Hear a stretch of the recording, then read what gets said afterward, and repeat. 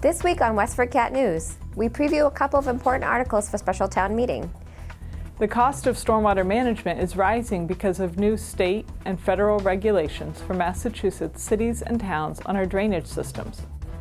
We tell you how Westford got a pink car in honor of Breast Cancer Awareness Month, and we bring you the superintendent's decision on redistricting. Stay tuned, WestfordCAT News is next.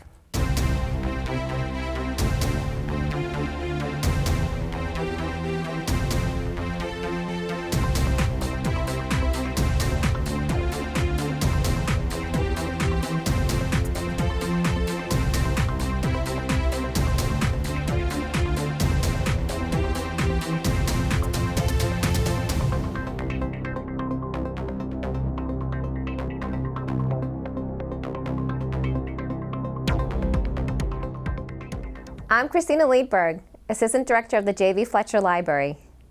Before we get started, I'd like to remind you to sign up for our email alerts. To get our latest Westford news articles, just visit westfordcatnews.org and click on the red subscribe button in the upper right corner. Among the notable special town meeting articles on October 28th will be one that asks voters to approve a change to the town charter. Article 12 asks voters' permission to eliminate the pronoun he and change the Board of Selectmen to the Select Board. According to Selectman Andrea Perriner-Sweet, if the measure passes at special town meeting, it will then go before the state legislature for approval of a home rule petition. Board members voted in favor of the change, 3-1 to 1. Selectman Mark Cost voted against it, and Selectman Scott Hazelton abstained without explanation. WestfordCAT will follow the story for you. Board Chair Elizabeth Almeida has created a video to explain the purpose of a new fee based on the amount of impervious surface a property has. The fee is needed to fund a federal mandate requiring all communities to upgrade their stormwater systems. Westford officials calculated they would need about $1 million above the $600,000 already set aside for stormwater management in the municipal budget. Selectmen are now seeking permission to purchase utility billing software and water billing software for the IT and water departments at a total cost of around $75,000. Article 6 also seeks approval for a self-supporting enterprise fund. Here's Almeida. The fee system is a new concept for the town of Westford.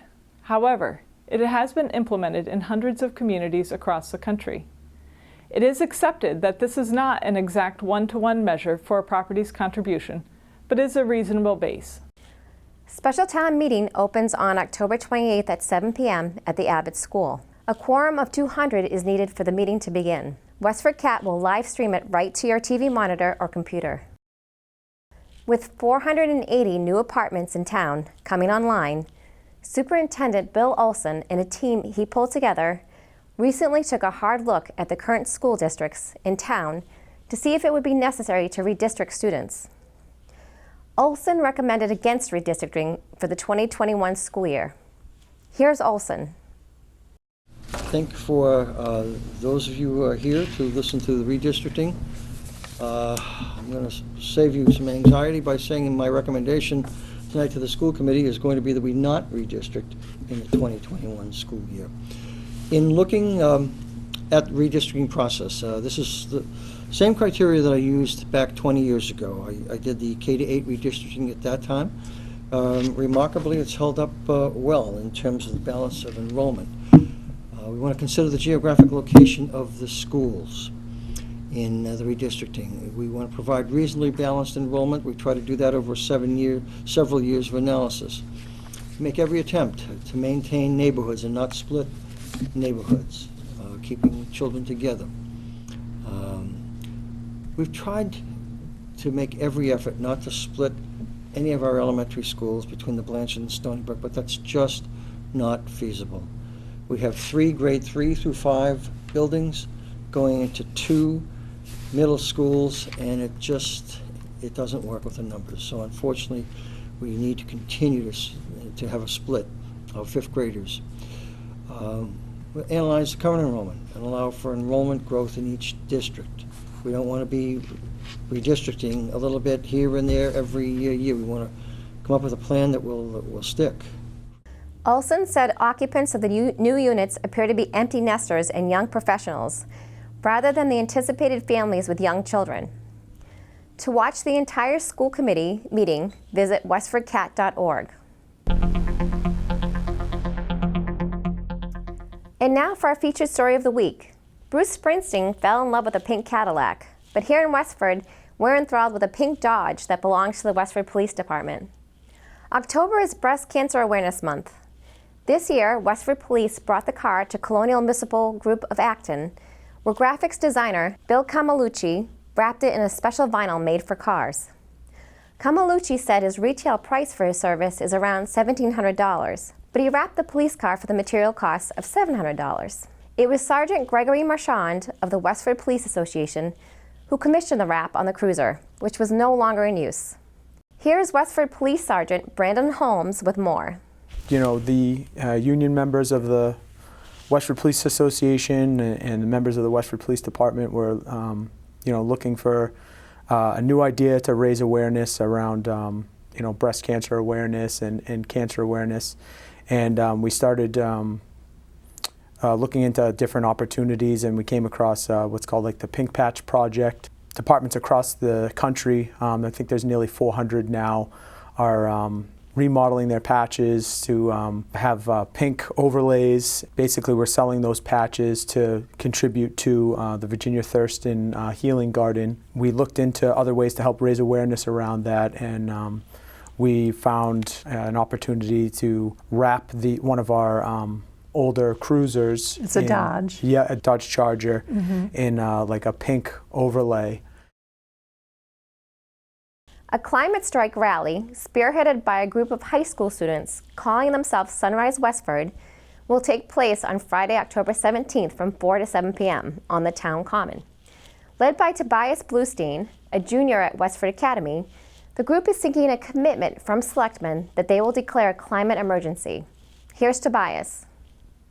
We are demanding that the boards of selectmen of Westford and the surrounding towns declare a climate emergency if Charlie Baker won't, saying that they recognize that there is an actual problem and that if they don't do something, it's going to get a lot worse. Now, will you try to get on the selectmen's agenda to present that to them? Yes, that would be a great next step that we will hopefully do. To see the entire interview, visit WestfordCAT.org. Concerns over plastic material meant to camouflage a cell tower brought Brookside Village residents to the Board of Health on October 7th and then to the Planning Board about an hour later. Planning Board members unanimously approved the cell tower that night, despite residents' concerns over the cell tower location and the fake needles. Miriam Kadansky and Linda Cox are battling the placement of a 116-foot cellular tower in their historic neighborhood. The tower will be covered with plastic pine needles to help it blend into the neighborhood. Here's Kadansky. Last week, Rebecca O'Hearn and I presented some material to you folks about the camouflage and our concern, and that should be in your packet for this meeting. And we ask again that you reconsider the applicability of A, which allows you to note the threat of possible water pollution, considering that we have no idea what's in these pine needles. Now, we do acknowledge that the Conservation Commission did pass some orders of conditions that allow for 3 maintenances during the year, not even how often they are. You could presumably do them on January 1st, 2nd, and 3rd. We have already appealed those orders of condition to the DEP. They've accepted our appeal, and they will be here soon for a site inspection. I don't think you'll do this, but we would ask that perhaps you would consider delaying your decision until something happens with our DEP approval. I understand you're on a deadline, and the applicant gets to decide whether you can postpone or not. But you've had a chance to look at our arguments for why we have this great concern and why the applicant has not come forward with any explanation of what's in this camouflage and why we see it flying off of towers in 2 locations and why it's going to be perfectly stable on theirs. A T-Mobile cellular tower for the H.E. Fletcher Club at 11 Brookside Road was approved by the Zoning Board of Appeals on July 19, 2017. An approved backup location of 73 Brookside is the site of the Willows restaurant, which was severely damaged by fire on July 21st. Watch the entire planning board meeting at westfordcat.org. Superintendent Bill Olson is here to bring you news about the schools. Hi, this is Superintendent of Schools Bill Olson with a school system update. We're entering certainly the budget season. It's going to be another difficult budget year. As you know, we've had to make significant cuts over the last 2 years, and we're hoping that it's not as significant next year, in next year's budget, but that's uncertain at this point in time. I've been meeting with the teachers and the staff from every school to this point in time, trying to understand the impact of past reductions and what is of a great priority to them in terms of what do they need for support for materials, supplies, and professional development to provide our students with an excellent education. As you know, one of the nationally known rating services, niche.com, has ranked the Westford Public Schools as the best school system in Massachusetts. We want to make sure it remains the best school system, and that's my promise to you, is that we will continue to offer at a very reasonable cost per pupil the best educational system that we possibly can. So I've been meeting with the staffs to understand their priorities and the needs, the developmental needs, both academic and social, emotional needs of our students. On Wednesday, October 16th, Wednesday evening at Westford Academy, I will be meeting with the school committee and with our principals and assistant principals to have a general discussion about service priorities and academic priorities, all types of ancillary services that we provide to students throughout the school system. How do they rank in terms of their contribution to the academic and social emotional development of our students, grades preschool through 12, and what are the real priorities that we need to make sure that we continue to address given very tight fiscal constraints. It's been a busy year so far. We look forward to developing the budget. Look forward to speaking with you from time to time. And if you have any suggestions, if you have some priorities that you'd like to see addressed in our budget for the fiscal 2021 school year, please drop me an email and let me know. I'm always interested in your thoughts and opinions, and I value them at all times.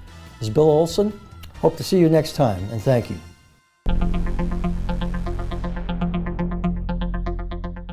Johnny Cake's Cobbler, a 2-year-old stray cat, is in need of a loving home. Here is Patty Stalker with more. Meet Johnny Cake's Cobbler, a sweet and playful 2-year-old male stray cat who loves to cuddle and is in need of a loving home. Here's the Lowell Humane Society's Marketing and Fundraising Manager, Crystal Arnott, with more. Hi, I'm Crystal Arnott, and I'm with the Lowell Humane Society, and today we have Johnny Cake's Cobbler. Johnny Cake's Cobbler originally came to the shelter because he was a stray cat that was found wandering in the neighborhood. We searched for his family, but unfortunately no one came forward to claim him. So we placed him up for adoption. And shortly after, he did meet a family that really fell in love with how cute he was and took him home, but he turned out to be a little too much for them, and they brought him back to the shelter to find a family that has a little bit more energy. Even though he's a small guy, he is really fun and playful. He is more like a dog than a cat. He greets you at the door, and he's super energetic and loves to play. He really loves toys and will chase the laser pointer for hours if you let him. His favorite things to do, according to the family that had him for a brief time, are play and eat, and he loves to be pet. He just wants to be around his people all the time, but also because he's constantly around his people, sometimes he can get overexcited and play a little too hard. So he definitely needs a cat-savvy family that can realize when he's getting a little worked up and give him a break to cool down. Johnny Cakes is about 2 years old. That age is estimated based on his teeth and body condition, since we don't have an exact date of birth since we didn't get to meet his original family. If you think you'd like to provide Johnny Cakes Cobbler with his forever home, stop by the Lowell Humane Society Tuesday through Sunday at 951 Broadway Street in Lowell. Call 978-452-7781 or visit lowellhumanesociety.org. You can also find them on Facebook. For WestfordCAT, I'm Patty Stalker.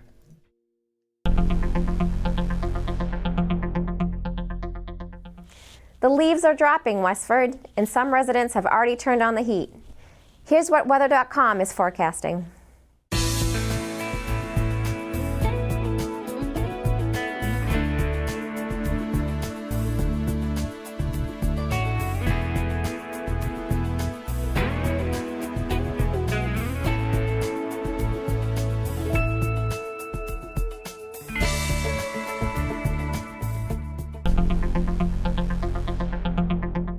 I am Betsy Alvarez, a WestfordCAT board member. Here's what's happening around town. The Friends of the J.V. Fletcher Library will hold a book sale at 50 Main Street beginning Friday, October 18th and ending Sunday, October 20th. Those who have a Friends membership or who buy one at the door can attend the Friday night sale from 6:30 to 9 p.m. The entire public is invited on Saturday for an all-day sale from 10 a.m. to 5 p.m. and for the half-price sale on Sunday from 2 to 4 p.m. Also, at the J.V. Fletcher Library, social worker Kathy Benson and nurse Joanne McCall will lead a discussion on the book Being Mortal by Atul Gawande, who asks, "We all die, so why don't we die well?" and further topics about aging and the dying process. The presentation will be on Thursday, October 24th at 7 p.m. in the library's meeting room. It is not required to have read the text in advance. To register, call 978-399-2304. There will be a hands-on weaving session open to all weavers and especially beginners on Tuesday, October 15. The event will take place on the third floor of the Songas Industrial History Center, 115 John Street, Lowell, starting at 6 p.m. The program is free, but reservations are required. For more information or to register, call 978-970-5000. The town's indoor farmers market begins October 15 at the Rodenbush Community Center, 65 Main Street. Vendor applications are still available. Contact Adam at rodenbush.org for more information. Watch for details at rodenbush.org. Town historian Ellen Hardy will lead a bus tour of Westford on Saturday, October 19. The Roden Bus tour will run from 1 to 3 p.m. as Hardy reviews the town's 290 years of history over 30 square miles, explaining a farm town transformed into a mill community. Hardy is a 50-year resident and co-author of the League of Women Voters slide tape, history and book, Westford, A Sense of Community. Tickets are $10 for residents and $6 for students. Register at rodenbush.org. Back to you, Christina. That's it for now, Westford. We leave you with scenes of autumn in Westford. We're off for the week of October 14th. We'll see you in 2 weeks.